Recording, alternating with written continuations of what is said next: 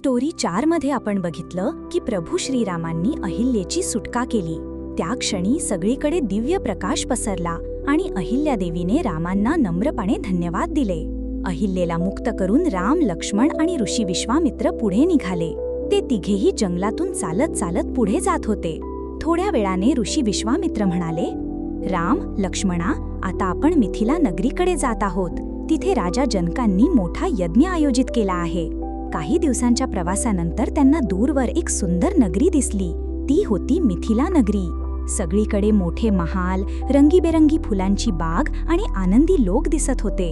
शहर खूप सुंदर सजवलेले होते.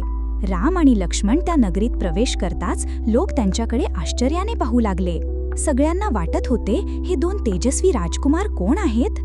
ऋषी विश्वामित्र राम आणि लक्ष्मणांना घेऊन राजा जनकांच्या महालाकडे निघाले. या मिथिला नगरीतच पुढे एक मोठा सोहळा होणार होता, सीतेचा स्वयंवर. रामांनी त्या स्वयंवरात काय केलं ते आपण पुढील एपिसोडमध्ये पाहूया.